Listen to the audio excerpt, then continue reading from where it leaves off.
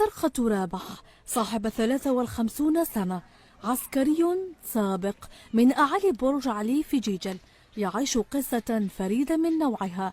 قد يعتقد الكثيرون أنها غريبة وغير حقيقية، كونه لم يذق طعم النوم منذ 16 سنة. من 2002 حتى اليوم كون نجملها كامل عام. تسمى عندي 15 سنه ونص ما رقدت لا ليل لا نهار. كنت نرقد روطار الساعه 11 12 منا. واحد الليله تربحوا على مص هنا في ضرب المركز العصبي، خرج لي في الذاكره تاعي، خرج لي الكليشي، الحياه تاعي كامل شتا قدامي. الحالة الصحية الغريبة التي عجز الأطباء عن إيجاد تفسير طبي لها جعلت رابح يبحث عن أي وسيلة تمكنه من النوم للتخفيف من حجم المعاناة التي أثرت حتى على صحة زوجته وأطفاله.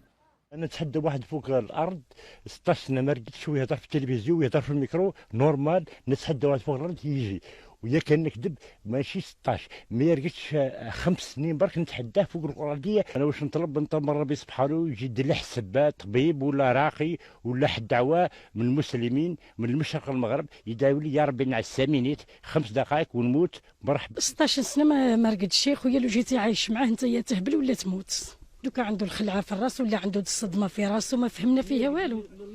ما يرقدش اخويا، الغريبات هكذا حي ديبات هكذا، ما لا شتها في النهار ما يرقدش، لا في الليل لا في النهار، ما والو ما يرقدش. خلاص شوف كي يشرب الدواء كي ما يشربش، وتيجي يزيد يشرب الدواء يزيد يروح فيها خلاص. في انتظار الانتهاء من رحلة البحث عن علاج يمكن رابح من النوم، يبقى أمله كبير في أن يجد حلا لمعضلاته التي تحولت مع مرور الأعوام لحكاية بطلها مواطن يحلم أن يعيش حياة طبيعية.